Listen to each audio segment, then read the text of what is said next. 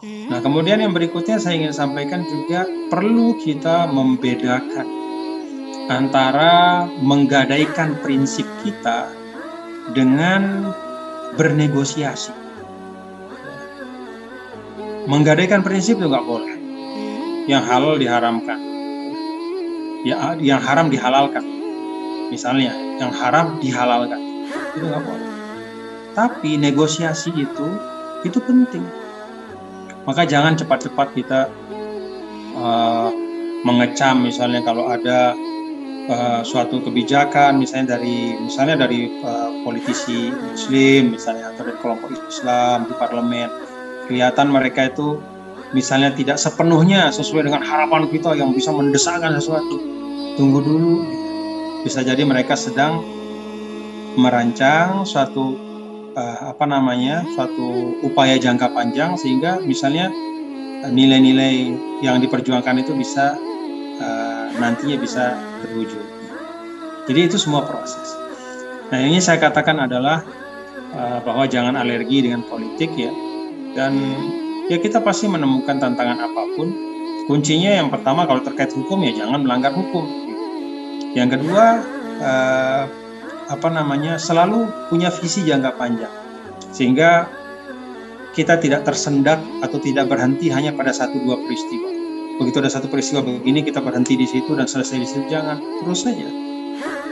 Ya, ada visi jangka panjang sebagaimana Rasulullah SAW mengajarkan ketika Hudaybiyah dulu, mundur dengan mendapat sesuatu yang sangat berharga, yaitu perdamaian. Sekian bulan yang lalu pada Hari Pers Nasional kita ketemu di hotel, saya panggil langsung Tuan Presiden. Tuan Guru Bajang Zainul Majdi, inilah pemimpin kita dari Sabang sampai Merauke, sambutlah pemimpin baru yang muda dan berkarisma.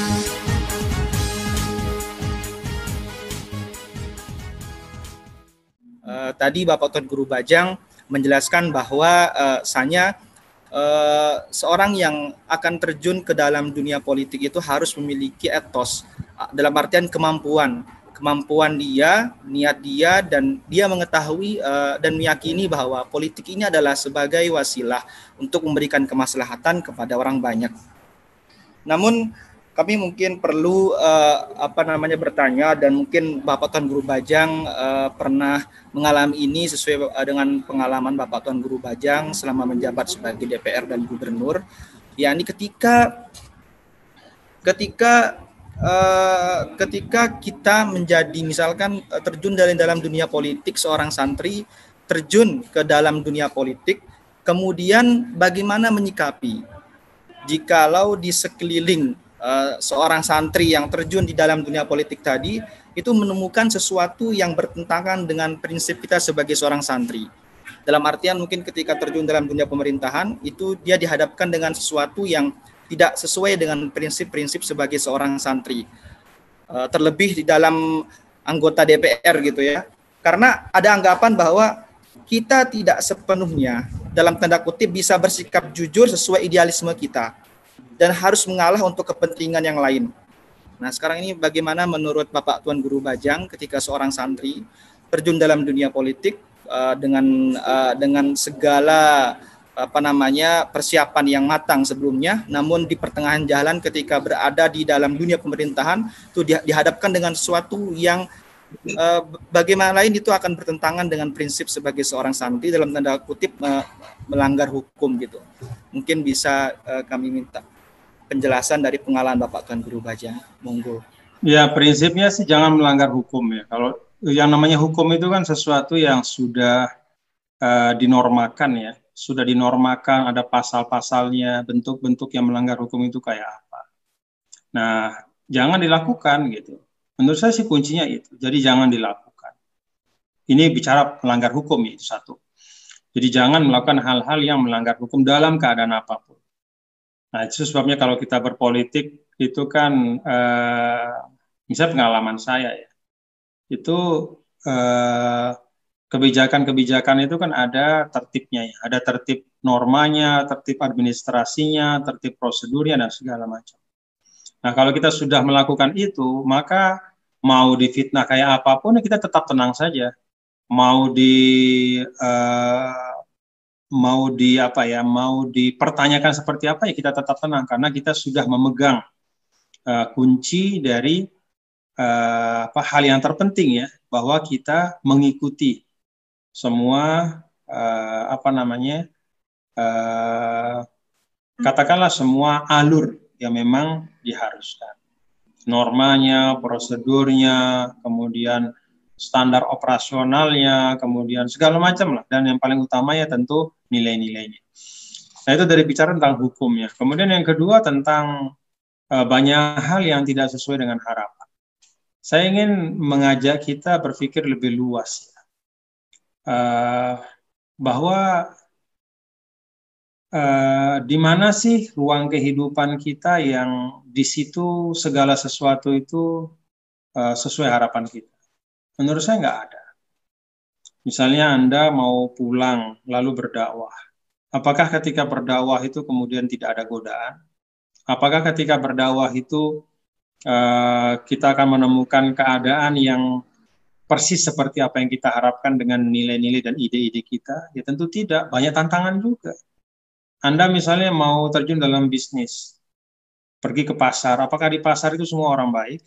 Apakah semua transaksi itu adalah transaksi yang semuanya dijamin adalah halalan thayyiban? Kan tidak juga. Jadi di setiap ruang ranah pengabdian itu pasti ada tantangan, pasti ada praktek-praktek yang tidak sesuai dengan nilai-nilai yang kita yakini. Itu sudah sunnatullah di dunia seperti itu. Tidak ada ruang perkhidmatan, tidak ada ranah kehidupan kecuali di situ ada yang baik dan ada yang buruk. Nah, memang kemudian politik itu menjadi lebih disorot ya, karena memang politik itu jauh lebih menarik dibanding yang lain. Ya, karena politik itu kan melibatkan figur-figur, melibatkan kekuasaan ya. Itu menyebabkan dia memang lebih menjadi sorotan ya. Lebih disorot oleh banyak pihak. Jadi masalah baik yang buruk itu ada di mana-mana. Nah, kemudian yang berikutnya saya ingin sampaikan juga perlu kita membedakan antara menggadaikan prinsip kita dengan bernegosiasi. Ya. Menggadaikan prinsip itu nggak boleh. Yang halal diharamkan. Ya, yang haram dihalalkan. Misalnya, yang haram dihalalkan. Itu nggak boleh. Tapi negosiasi itu penting. Ya. Coba saja lihat Rasulullah SAW pada saat Hudaybiyah itu kan berpolitik luar biasa. Sampai tindakan politik beliau itu tidak dipahami oleh sebagian sahabat. Kan begitu ya, baca sirah kan? Sampai Sayyidina Umar mengatakan, ya Rasulullah, kita ini kan benar ya, kita ini kan ahlul haq. Benar nggak Rasulullah? Iya, kita ahlul haq, kata Rasul. Lalu kenapa kamu mau begini ya Rasulullah? Kok engkau ya Rasulullah, kau hilangkan namamu Muhammad Rasulullah, cuman tulis Muhammad saja. Lalu kemudian engkau bersedia untuk kembali ke Madinah. Padahal kita bisa sampai ke Mekah sekarang. Kita bisa menaklukkan Mekah. Kalaupun perlu menaklukkan Mekah, kita bisa. Kita nggak perlu takut, kita udah kuat. Tapi apa yang dilakukan oleh Rasulullah SAW? Beliau mengambil kebijakan politik ya, yang ternyata manfaatnya luar biasa. Jadi jangan salah, jangan mengatakan wah Nabi tidak punya prinsip. Kok Nabi mau berunding dengan orang Quraisy itu gitu. Sampai kata Rasulullahnya dibuang segala macam, mau diikuti apa yang diminta oleh orang Quraisy. Nah, jadi ini satu ilustrasi ya bahwa beda antara menggadaikan prinsip dengan bernegosiasi untuk kepentingan yang lebih besar di masa yang akan datang. Dan buktinya apa? Kan antum baca semua itu, Anda baca semua dalam sirah ya. Bagaimana 1,5 tahun dari Hudaybiyah, pada saat Hudaybiyah itu ada 1.400-an sahabat bersama Rasul. 1,5 tahun berikutnya ketika Fathu Makkah itu 10.000. Apa artinya?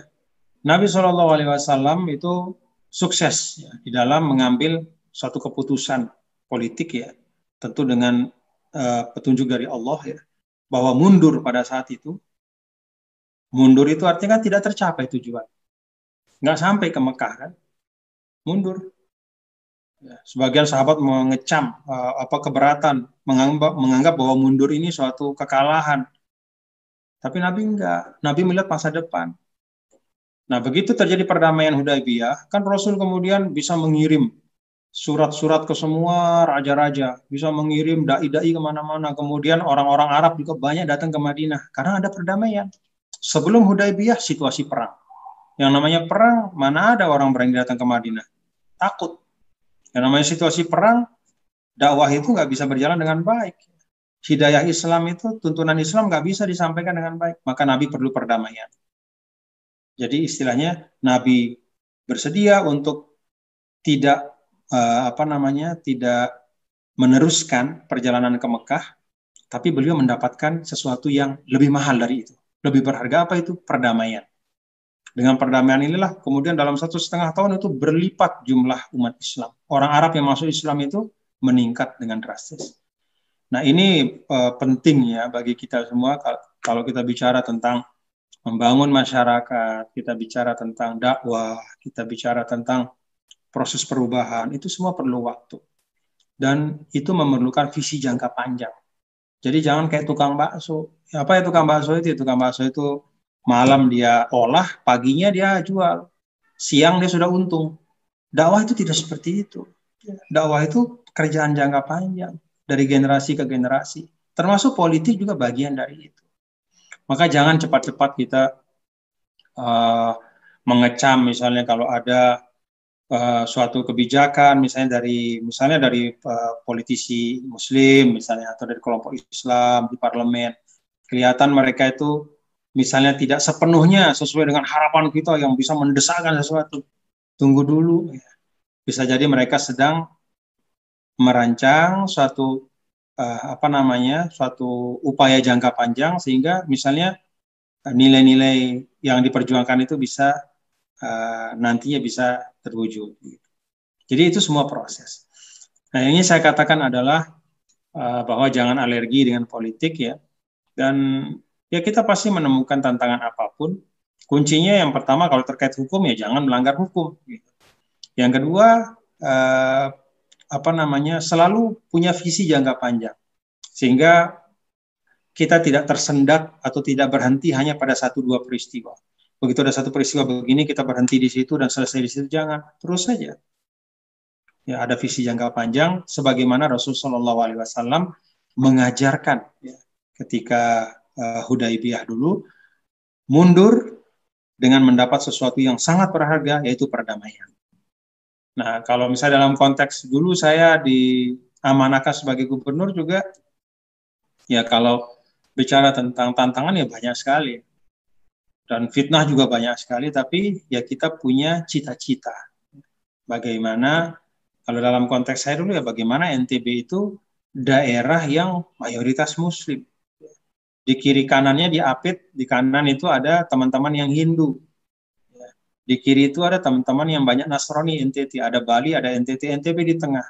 Salah satu yang menjadi motivasi saya adalah bagaimana ini daerah mayoritas Muslim, harus maju. Jangan sampai nanti ada orang mengatakan tuh ada berderet 3 daerah, ternyata daerah Muslim itu yang paling mundur. Saya nggak mau. Maka kita bangunlah NTB dengan sekuat-kuatnya, dengan bersinergi semua, dengan semua tantangan-tantangan yang ada. Jadi kita letakkan berpolitik itu dalam konteks seperti yang disampaikan oleh Abul Baqa dalam Al-Kulliyat itu istislahul khalqi. Jadi upaya supaya meningkatkan taraf hidup masyarakat, ekonomi bisa bertambah baik. Kalau ekonomi bertambah baik, insya Allah rumah ibadah akan semakin ramai. Insya Allah masjid-masjid akan semakin banyak. Karena kan masjid dibangun dengan hasil-hasil ekonomi masyarakat juga. Jadi dunia akhirat itu bisa berputar dan bisa semakin maju kalau kita bisa menjalankan politik yang baik. Wallahu a'lam bishawab.